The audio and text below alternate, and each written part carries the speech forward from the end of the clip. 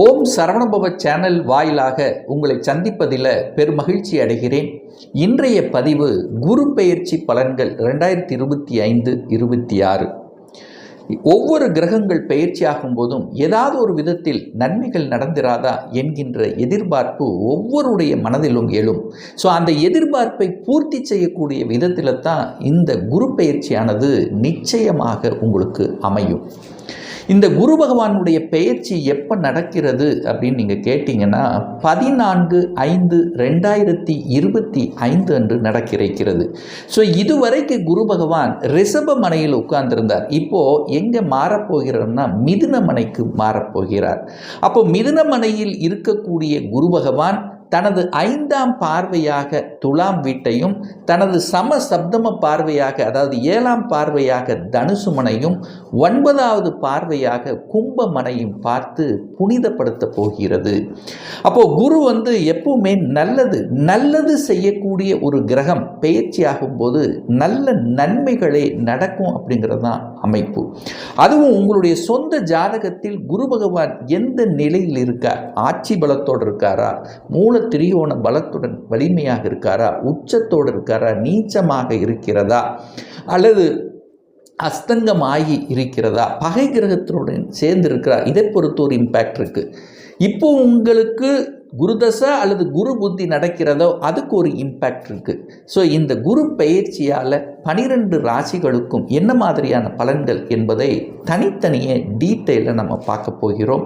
அதற்கு முன்னாலே நம்முடைய சேனலை நீங்கள் ஃபஸ்ட்டு டைம் பார்ப்பவர்கள் என்றால் மறக்காமல் சப்ஸ்கிரைப் பண்ணிக்கிங்க. தனுசு ராசி அன்பர்களே, இந்த 2025 குரு பெயர்ச்சியால் என்ன நன்மை என்ன பலன்கள் அப்படின்னு பார்க்கும் பொழுது, இந்த தனுசுக்கு குரு யார் அப்படின்னா உங்கள் ராசி அதிபதி, அதே சமயத்தில் சுகத்தை தரக்கூடியவன் தான் அந்த குரு பகவான். இதுவரை 6ஆம் இடம் என்று சொல்லக்கூடிய கடன் நோய் எதிர்ப்பு பகையில் உட்கார்ந்துருக்கு. இப்போ இந்த குரு பெயர்ச்சியில் என்ன ஆகுது, 6ஆம் இடத்திலிருந்து 7ஆம் இடத்துக்கு பெயர்ச்சியாகிறார். அப்போ இதுவரை கடன் நோய் எதிர்ப்பு பகை வம்பு வழக்கு என்கின்ற இடத்தில் இருந்த அந்த குரு பகவான் உங்கள் ராசி அதிபதி, நீங்கள் போய் அங்கே இருந்த விஷயங்கள் இப்போ அது விலகப் போகிறது. இப்போ 7ஆம் இடத்தில் அமர்ந்து கொண்டு உங்கள் ராசியை பார்க்குறார். அப்போ தன் வீட்டை தானே பார்க்கக்கூடிய அமைப்பு இருக்கக்கூடிய இந்த 2025 வருடத்தில் குருவால் அதீத நன்மைகள் ஏற்படக்கூடிய ஒரு ராசின்னா அது தனுசு ராசியை நம்ம சொல்லணும். ஏன்னா உங்கள் எண்ணங்கள் செயல்கள் சிந்தனைகள் வலுப்பெறுகிறதே, உங்கள் சுய கௌரவம் மேலோங்கும், பெரிய மனிதர்களினுடைய தொடர்புகளை கொடுக்கும். என்னெல்லாம் நீங்கள் செய்யணும்னு நினைச்சிட்டு இருந்தீங்களோ அத்தனை விஷயங்களும் நடக்கும். எதிர்ப்பு பகை வம்பு வழக்கு ஹெல்த் சார்ந்த விஷயத்தில் தொந்தரவு பிரச்சனை, தான் நினைச்சது ஒன்று நடக்கிறது ஒன்று. ஏன்னா 6ஆம் இடத்தில் உட்கார்ந்திருந்ததில்ல, இந்த மாதிரி ஒரு அழுத்தத்தில் இருந்து கொண்ட இந்த தனுசு ராசி என்பர்கள் இப்போ முற்றிலும் விடுதலை. அப்போ குரு பகவான் உங்க ராசியை பார்க்கிறார், உங்க ராசி அதிபதி உங்க ராசியை பார்க்குது. அப்போ உங்க மனசு நன்றாக இருக்க போகிறது. மனசில் இருந்து வந்த அந்த தேக்க நிலை, ஒரு டல்னஸ் விலகப் போகிறது, ஒரு ஒளி உங்களுக்கு கிடைக்கப் போகிறது. அப்போ என்ன நடக்க போகுது, நினைத்த காரியங்கள் ஜெயமாக போகிறீர்கள், தன்னம்பிக்கையோடு இருக்க போகிறீர்கள் அப்படின்னு நான் சொல்லுவேன் இந்த காலகட்டம். அப்போ மனசு நிறைவாக இருக்க போகிறது. நீங்கள் நினைச்ச சில விஷயங்கள் நடக்க போகிறது, நல்லது நடக்க போகுதுங்க. ஏன்னா குரு நல்லவர் அல்லவா, அவர் உங்க இதை பார்க்குறார். அப்போ ஆன்மீக எண்ணங்களை தோன்றிருக்கும், இறைப்பணி ஆற்றக்கூடிய தன்மைகள், பொது நலத்தில் செயல்படக்கூடிய தன்மைகள், நீங்கள் யாரை மீட் பண்ணுகிறீர்களோ அவர்கள் மூலமாக நல்லவைகள் நடக்கக்கூடிய தன்மை, நல்ல நண்பர்கள் கிடைக்கக்கூடிய ஒரு காலகட்டமாக இந்த தனுசுக்கு நிச்சயமாக அமையும். இதில் எந்த மாற்று கருத்து இல்லை. கடந்த 1 வருடமாக திருமணம் நடக்கலை, திருமணம் சார்ந்த சுப காரியங்கள் உங்கள் வீட்டில் நடக்கலை, திருமண தடையாக இருந்தது, ஏதோ நடக்குது வர்ற மாதிரி இருக்குது, தள்ளி போயிடுச்சு, தடைப்பட்டு கொண்டிருக்கு, தனக்கு ஏற்ற ஸ்டேட்டஸுக்கு தகுந்த மாதிரி வரன்கள் அமையல என்று குழப்பத்தில் இருக்கின்றவர்கள், குழம்பிக் கொண்டிருந்தவர்கள், திருமணமே நடக்கலை என்று ஆதங்கப்பட்டு கொண்டிருக்கக்கூடிய அத்துணை தனுசு ராசி என்பவர்கள் இந்த 2025 சுப காரியங்கள் செய்யக்கூடிய வருடமாக அமையுங்கிறதுல எந்த மாற்று கருத்து இல்லை. டக்குன்னு நடக்கும். இதுவரைக்கு தடையாக இருந்த விஷயங்கள் அந்த தடை விலகி நீங்கள் நினைத்தது உங்கள் முயற்சியால் உங்களுடைய இதால் திருமணம் நடக்கும், சுப காரியங்கள் நடக்கும். உங்களுக்கோ அல்லது உங்கள் குடும்ப உறுப்பினர்களுக்கோ இந்த வருடம் நிச்சயமாக சுப காரியங்களில் கலந்து கொள்ளுவது, இது அத்தனை விஷயங்களும் நன்மை பயக்கக்கூடிய விதத்தில் இந்த 2025 அமைய பெறும். இந்த தனுசு ராசி அன்பர்களுக்கு கூட்டாளிகளால் பிரச்சனை, கூட்டு தொழில் செய்யலான்னு நினைக்கிறேன் அப்படின்னு நினச்சிட்டு இருக்கிறவங்க, இதெல்லாமே இந்த கூட்டாளிகள், கூட்டு தொழில், இந்த மாதிரியான விஷயத்தில் இருந்து வந்த கணவன் மனைவிக்குள்ளேயே ஒரு சில பிரச்சனைகள் இருந்தது. ஸோ இதெல்லாமே சுமூகப்படுத்தப்படும், சாந்தப்படுத்தப்படும், தெளிவுபடுத்தப்படும் அப்படின்னு நான் சொல்லுவேன்.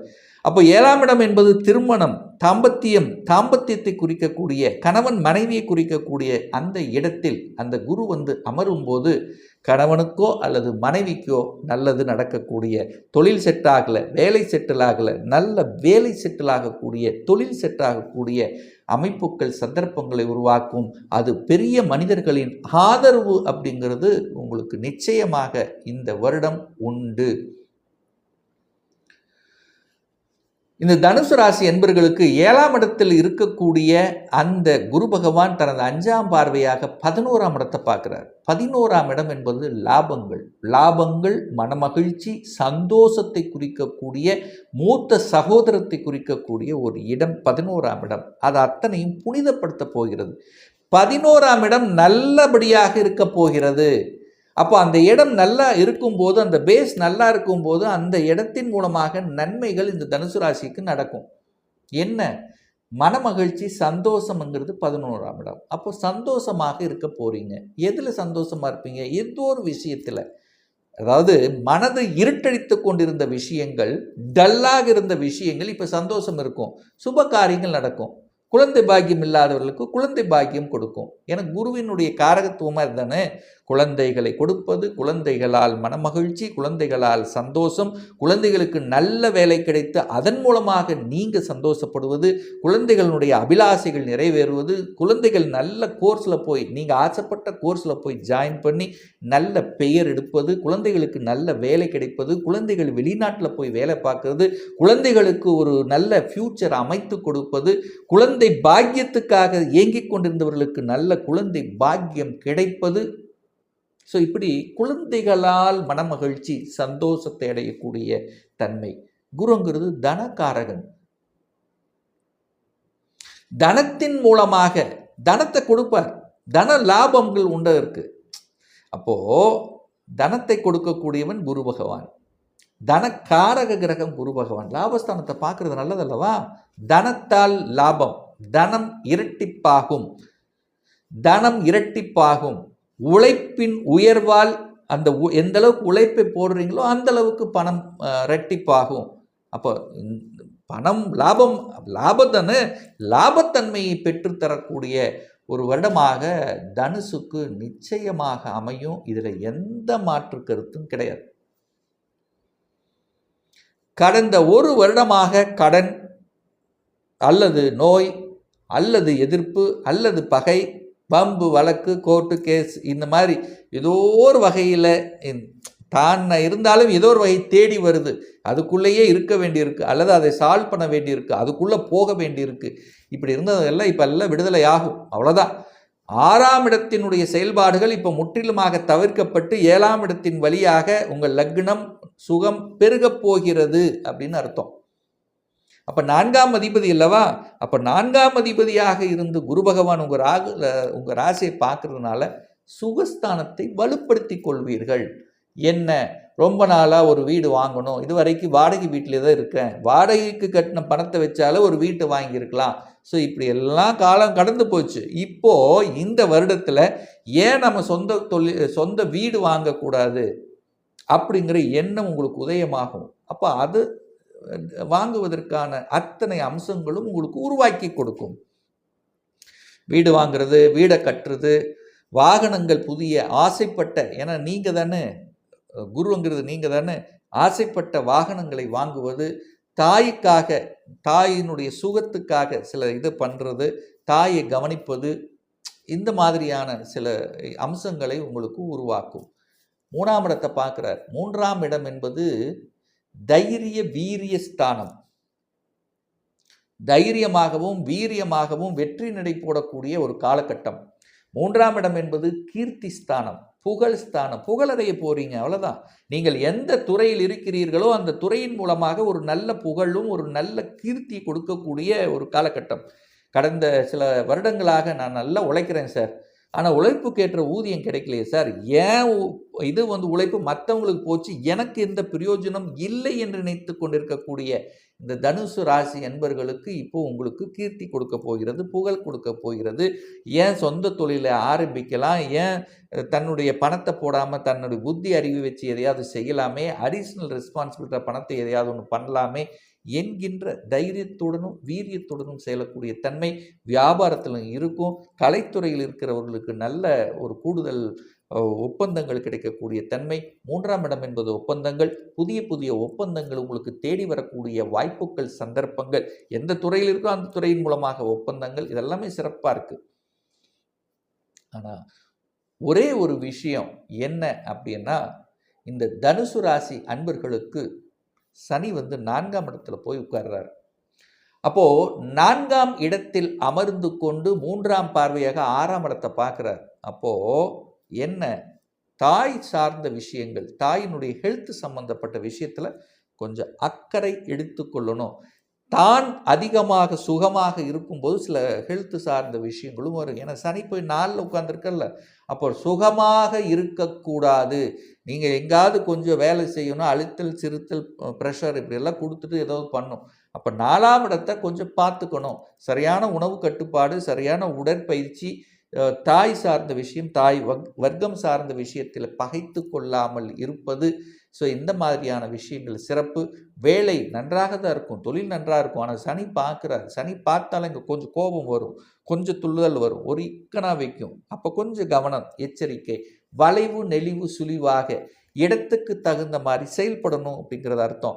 அப்போது இந்த வருடம் தனுசுக்கு பார்த்திங்கன்னா செல்வ செழிப்பை கொடுக்கக்கூடிய, தன லாபத்தை கொடுக்கக்கூடிய, லக்கு கொடுக்குங்க, செம்ம லக்கு கொடுக்கும், மாற்று கருத்தே கிடையாது. தனுசுக்கு லக்குன்னு சொல்லுவேன், இல்லை ஜாக்பாட்டுன்னு சொல்லுவேன், இல்லை பணம் கொடுக்கக்கூடிய அமைப்பு, சந்தோஷத்தை, ஏன்னா லாபஸ்தானத்தை பார்க்குறாரு. என்ன மகிழ்ச்சி, சந்தோஷத்தலை இருக்கக்கூடிய ஒரு காலகட்டமாக அமையுங்கிறதுல எந்தவித மாற்று கருத்தும் கிடையாது.